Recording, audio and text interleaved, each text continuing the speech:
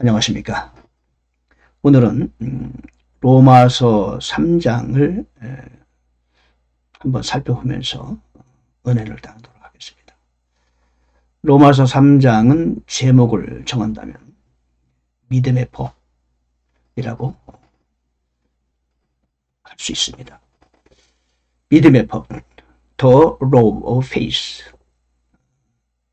믿음의 법이라는 게 있어요. 믿음의 법은 율법도 아니고 행위의 법도 아닙니다. 그러나 믿음의 법이라는 것이 있습니다. 도대체 믿음의 법이라는 뭐냐? 하나님의 법이에요.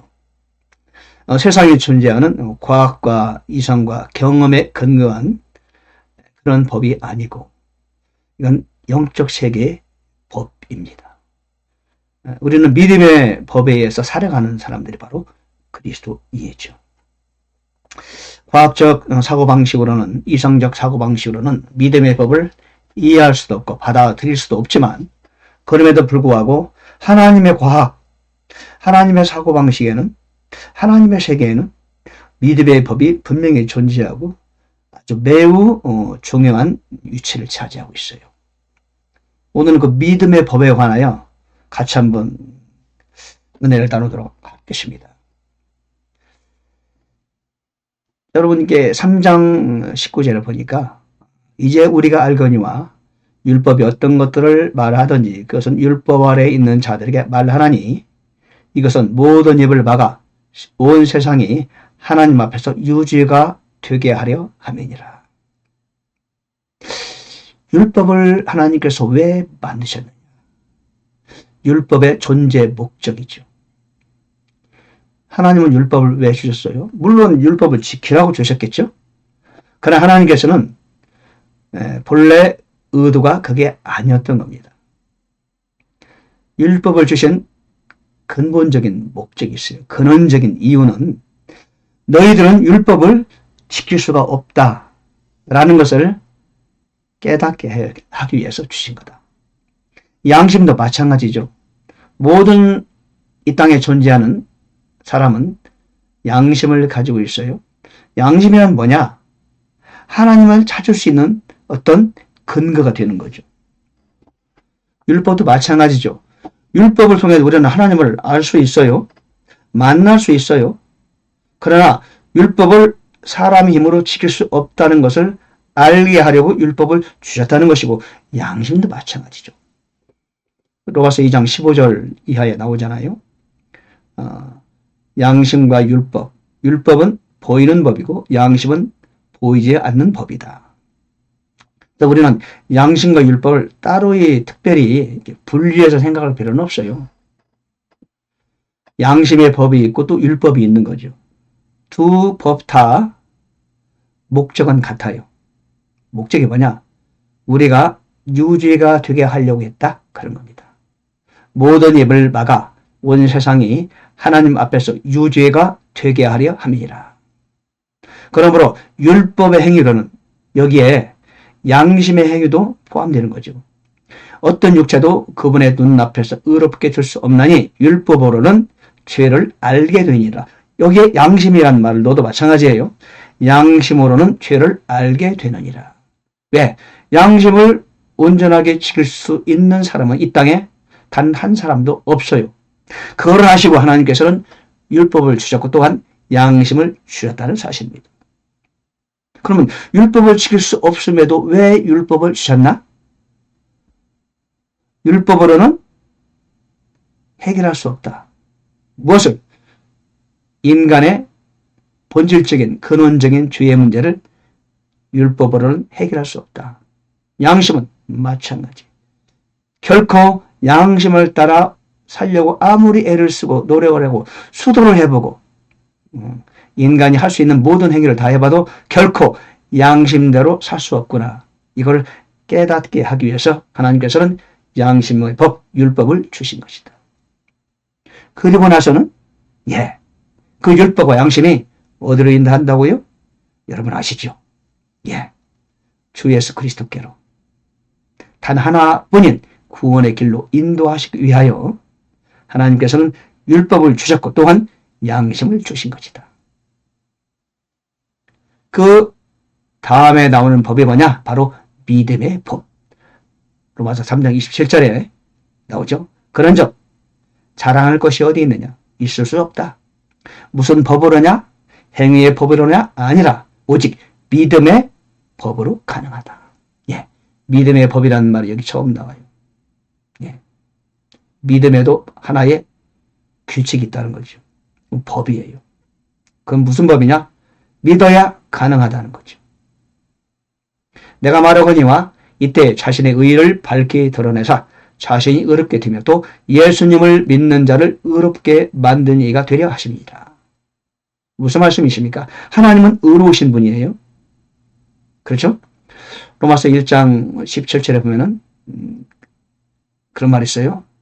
제가 영어로 좀 할게요. Therein is the righteousness of God revealed from face to face. 이게 무슨 말이냐면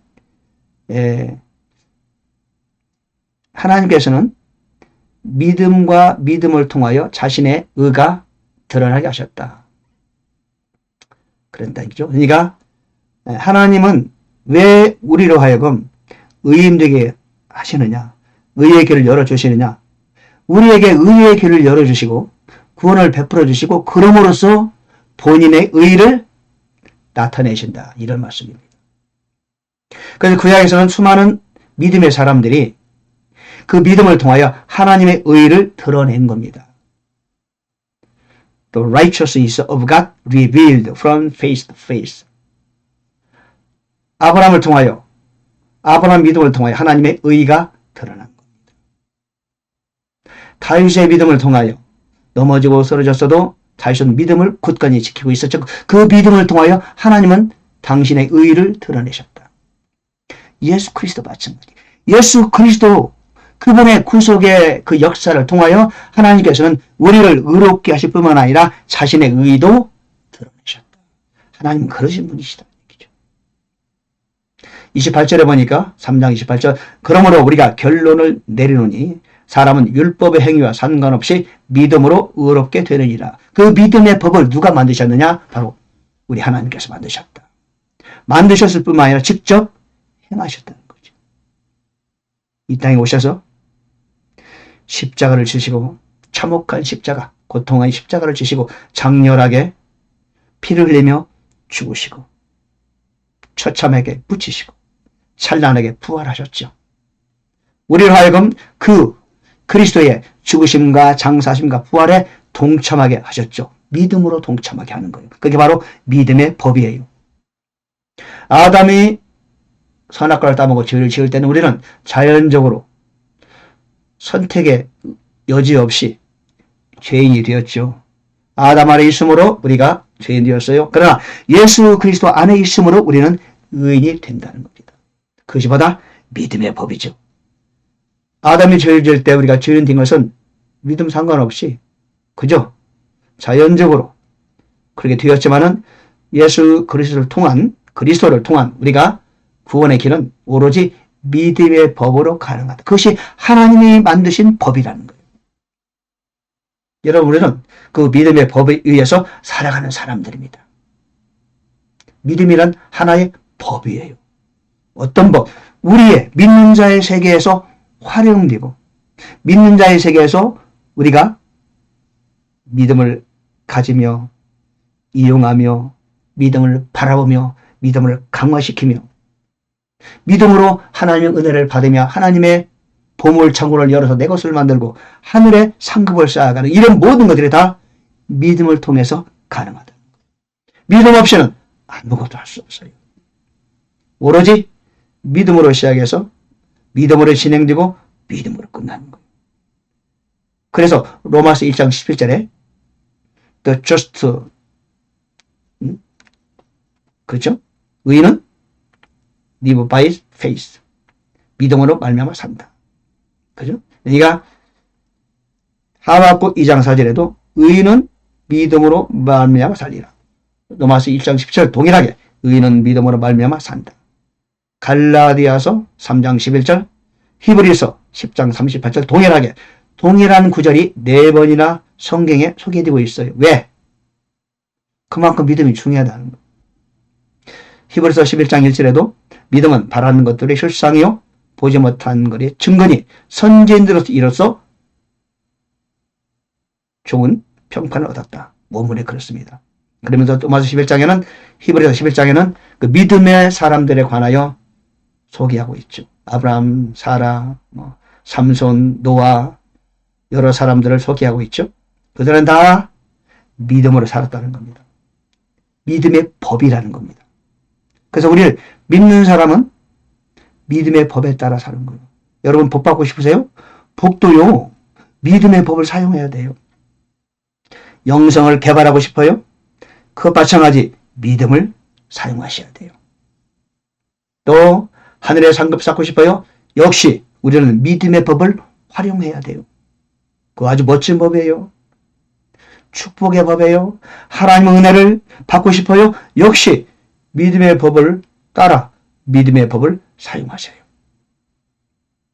믿음의 법, 율법도 행위의 법도 아니다. 믿음으로 의롭게 되는 법이고 믿음으로 하나님의 은혜와 예비하신 모든 축복, 영적인 복, 육적인 복을 받아 누리는 그것이 바로 믿음의 법입니다. 여러분 모두 믿음의 사람이 되시기를 바랍니다. 믿음으로 승리하는 겁니다. 험악한 인생길을 걸어가면서 천루 여정의 순례길을 가면서 여전히 우리는 믿음으로 힘차게 걸어가는 거예요. 때로는 고난과 역경과 난관이 부딪힐 때가 있죠. 사망의 음침한 골짜기에 도달할 때가 있어요. 그때 역시 시편 23편이 기자가 말한 것처럼 내가 사망의 음침한 골짜기에 거할지라도 해를 두르지 않을 것은 주께서 나와 함께 하심이라. 그분의 지팡이와 막대기가 나를 안위하신다. 그렇죠? 그분께서 내 원수의 목전에서 내게 상을 베풀어 주실 것이다. 역시 믿음의 고백을 선포를 하고 있는 거죠. 내 평생의 선하심과 인자하심이 정녕 나를 따르르니 내가 주의 집에 영원히 거하게 된다. 믿음으로 지금 고백하고 선포하는 겁니다. 그리고 그 믿음대로 되는 거예요. 믿음이란 어떤 거냐? 미스터리예요. 내가 믿으면 그 믿음대로 내가 될 수 있어요. 믿음대로 내가 소유할 수 있어요. 믿음의 세계는 무한한 세계입니다. 신비로운 세계입니다. 여러분 그 믿음을 갖고 싶지 않으십니까? 예, 가지려고 밥 먹으면 갖게 됩니다. 믿음의 강자가 되는 여러분 되어서 여러분의 인생을 성공적으로 아름다운 정말 인생의 전성기를 보내시기를 하나님이 인정하는 멋진 삶을 연출해 가기를 간절히 바랍니다. 감사합니다.